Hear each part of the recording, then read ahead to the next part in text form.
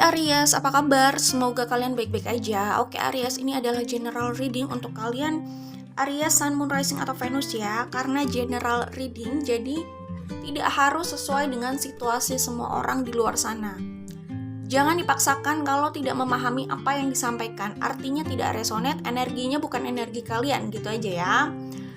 Oke, kita langsung saja. Di sini aku akan membacakan situasi 6 bulan ke depan untuk kalian Aries, Sun, Moon, Rising, atau Venus. Ingat, karena di sini kita hanya membaca potensi ya, bukan vonis. Artinya apapun di depan itu masih dinamis, bergantung dengan perkembangan pikiran orang dan langkah yang mereka pilih ke depannya. Oke? Kita langsung saja. Di sini selain Aries, aku melihat ada energi Libra, kemudian Cancer, ada energi Leo, Aquarius, Scorpio, Taurus, Capricorn, Pisces. Ya, itu bisa di Sun, Moon, Rising, atau Venus ya. Ada energi Virgo juga ya. Oke. Aries, kalau aku lihat di sini 6 bulan ke depan itu sepertinya ya, kalian itu mengejar apa yang sudah menjadi keyakinan kalian aja. Ya, tidak semua orang loh mengejar apa yang mereka yakini. Bisa saja mereka justru menjalani pendapat orang lain, itu juga bisa gitu kan, atau pendapat lingkungannya itu juga bisa. Tapi bisa jadi mereka tidak menjalani apa yang mereka yakini, itu juga bisa sih intinya. Ya, di sini aku melihat 6 bulan ke depan atau dalam waktu 6 bulan ke depan ada yang ingin kembali sama orang lama. Yang pasti kalian merindukan seseorang kalau aku lihat di sini ya. Sebagian Aries, Sun, Moon, Rising di sini merindukan seseorang dari masa lalu ya. Kangen banget sama orang tersebut dan ingin kembali. Jadi ingin kembali pada cinta lamanya gitu. Cinta lamanya yang masih dicintai gitu. Ingin kembali pada orang yang pernah ada di masa lalunya gitu ya. Dimana perasaannya sama orang itu masih ada, kerinduannya selama ini memang masih berlangsung, terus berlangsung gitu ya. Justru yang aku lihat di sini, ya mereka itu memang sudah tidak berkomunikasi atau tidak bersama gitu ya. Dan Aries ingin kembali bersama orang tersebut gitu. Oke, itu yang aku lihat di sini ya. Dan di sini bisa saja ada yang mau mengupayakan berbagai cara untuk kembali sama orang itu. Ya. Kemudian yang aku lihat di sini adalah Aries atau siapapun yang ada di situasi ini gitu ya. Mereka yang merasa beban yang besar dalam hidupnya gitu ya. Mereka merasakan beban yang cukup besar dalam hidupnya karena mungkin menjalani sesuatu yang sebenarnya tidak mereka inginkan gitu. Ya gimana ya, maksudnya keadaan memang tidak selalu seperti yang kita inginkan gitu. Tapi kita tetap punya andil untuk menentukan jalan hidup kita itu ke arah mana. Tidak ada hidup yang sempurna, tidak ada yang benar-benar jalan itu sempurna, enak di semua sisinya gitu. Nggak juga, kita pilih saja yang bisa atau lebih bisa kita jalani gitu kan. Ya yang lebih sesuai lah dengan hati kita gitu ya. Ya yang lebih membahagiakan lah ya kayak gitu. Walaupun ya bahagia sendiri juga bergantung sama orangnya ya. Karena bahagia itu tidak selalu bergantung sama external event seperti yang sering aku bilang gitu ya. Oke, nah di situ aku melihatnya ada beban yang berat gitu ya. Di sini. Ya kayaknya dalam waktu beberapa bulan atau sebenarnya ini sudah terjadi gitu. Aries merasakan beban ini dalam hidupnya gitu ya. Tapi mereka memilih untuk apa ya? Sebagian sih memilih untuk memendam ini. Cuman Aries ini sebenarnya tipikal yang impulsif juga ya. Jadi impulsif gitu. Cuman apa yang menjadi keinginannya itu kadang tidak selalu mereka bicarakan secara eksplisit gitu. Jadi gimana ya? ya seperti akhirnya menambah beban aja dalam diri mereka gitu. Kayak gitu sih ya. Tidak semua dibicarakan gitu ya, tapi memang secara karakter Aries itu bisa impulsif. Impulsif itu lebih ke emosinya aja gitu. Karena kalau berbicara jujur tentang apa keinginannya, itu sebenarnya hubungannya bukan sama impulsif ya. Impulsif itu lebih ke emosi gitu. Kalau soal berbicara apa adanya ya, jujur soal apa yang diinginkan, itu kaitannya mungkin lebih ke pride, ego gitu. Ya itu yang menentukan apakah orang itu mau apa adanya atau memilih untuk dipendam gitu. Karena mungkin agak susah untuk melawan egonya sendiri juga bisa sih. Gitu. Tergantung gitu ya, apa pertimbangan kalian di sini, karena situasi setiap orang kan macam-macam gitu ya. Tapi 6 bulan ke depan nih sepertinya ada langkah berani yang akan dilakukan Aries gitu kan. Nah, apalagi di sini aku melihatnya ya kayak gitu, kayaknya ada hal yang berubah gitu. Ya. Ada kebahagiaan yang ingin dijemput gitu, dan ini berkaitan dengan hubungannya bersama soulmate atau orang yang mereka rasa itu adalah soulmate-nya gitu ya. Kemudian di sini Aries itu sepertinya berusaha memahami sebenarnya yang selama ini mereka jalani atau terjadi di hidup mereka itu kenapa, bagaimana bisa begitu gitu. Mereka berusaha belajar di situ, mereka berusaha memahami jalan hidupnya, takdir yang sudah terjadi ini gitu. Mereka berusaha memahami itu gitu. Dan mungkin di sini ada pertanyaan, apakah benar ini jalan yang harus aku jalani? Apakah tidak ada pilihan lain? Aku memang harus melakukan ini? Apakah ini memang takdirku atau aku masih bisa membuat perubahan di depannya gitu. Jadi ini bisa jadi ada pertanyaan-pertanyaan seperti itu ya dalam diri Aries gitu. Seperti itu. Ya, jadi kalau aku lihat di sini ada juga Aries ya, kelompok Aries di sini yang mereka itu memilih mengikuti intuisinya, itu juga bisa. Atau gini, mereka memilih untuk teguh menjalani apa yang mereka anggap itu sudah tertuliskan untuk mereka gitu. Jadi misalkan, oh gue sudah memilih ini, ya udah gue berusaha teguh aja untuk menjalani pilihan ini gitu. Bisa juga kayak gitu. Kalau ini ada hubungannya dengan keluarga ya, atau hubungan gitu ya, mereka sudah merasa memilih itu ya, dan mereka ingin konsen aja untuk bisa menikmati apa yang sudah mereka pilih itu, atau konsen saja untuk menjalani hidupnya di situ gitu. Ada juga yang seperti itu. Oke. Ya, jadi mereka kayak kerja keras aja untuk menjalani pilihan yang sudah diambil itu gitu. Misalkan contoh aja, tidak harus situasi kalian seperti ini ya. Contoh misalkan, oh gue udah memilih berkeluarga dengan orang ini. Oh, gue sudah memilih untuk membangun keluarga sama ini. Oh, gue sekarang sudah memiliki keluarga bersama dia, dan ya ini dan ada ini gitu kan. Ya intinya keluarga itu sudah dia bangun gitu, sudah dia pilih gitu, sudah dia jalani gitu. Terus dia berpikir, ya udahlah, gue konsen aja untuk membangun keluarga ini. Kalaupun ada hal yang tidak sesuai dengan hati gue gitu ya, walaupun kayaknya gue terpanggil nih untuk ke tempat lain di luar sana gitu ya, tapi karena ini sudah yang gue jalani saat ini gitu ya, gue coba saja untuk mensukseskan hubungan ini, mensukseskan keluarga ini, mensukseskan pilihan atau jalan yang sudah gue ambil ini gitu. Gue akan coba menikmati ini dulu aja. Kayak gitu, ada situasi seperti itu juga yang aku lihat di sini. Jadi mereka bekerja keras untuk bisa menikmati hidup yang sudah mereka pilih.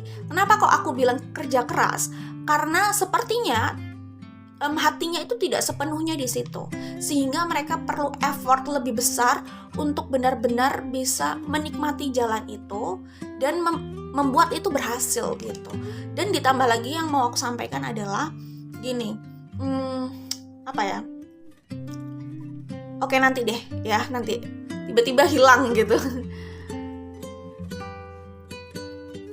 Oke, jadi aku jelaskan saja, aku sudah tahu apa yang mau aku jelaskan. Nah, di sini ini ada hubungannya dengan kartu ini gitu ya. Jadi di sini pesan yang aku dapat ya, aku hanya menyampaikan pesan yang terbaca di sini, bukan menggurui. Jadi memang kita harus tahu sebenarnya yang kita mau itu apa sih. Dan apa ya? Kita yakin gitu loh ya. Maksudnya, oh gue mau A. Ya udah, kalau udah yakin mau A, jalani itu gitu. Ya pokoknya intinya apa ya? Kalau kita masih bingung dengan apa yang kita inginkan, kita coba cari tahu dulu deh apa yang kita inginkan dan konsekuensinya gitu. Dan pahami pilihannya. Oh ya, pahami apa yang diinginkan, pahami pilihan itu, pahami konsekuensinya. Di situ baru sih kita setelah itu ya kita baru bisa menguatkan diri gitu ya untuk menjalani pilihan itu gitu. Terkadang orang itu berpikir, oh nggak apa-apa lah gue bisa menjalani itu gitu. Terkadang pilihan-pilihan awal itu bisa jadi dari dari ego aja gitu, atau impulsif aja, sebenarnya belum benar-benar dipikirkan gitu. Makanya ada keadaan di mana orang itu menyesal telah memilih itu di awal gitu. Karena itu mereka mungkin tidak benar-benar paham dan lebih menjalani atau mengambil keputusan itu ya karena egonya, karena emosinya itu gitu. Jadi impulsif gitu. Bisa jadi kayak gitu. Ada yang seperti itu ya. Kemudian ada juga yang mereka itu butuh kayak tamparan hidup gitu loh untuk bisa menyadarkan arti apa yang sudah mereka miliki itu juga bisa. Jadi misalkan mereka kehilangan seseorang dulu di hidupnya gitu ya, untuk menyadari bahwa orang itu memang orang yang mereka inginkan gitu. Setelah mereka sudah mencoba menjalani hubungan dengan yang lain gitu misalkan. Oh, baru mereka sadar ternyata sebenarnya yang gue inginkan itu yang kemarin gitu. Ya, terkadang orang butuh perspektif lain lah ya untuk bisa memahami itu gitu.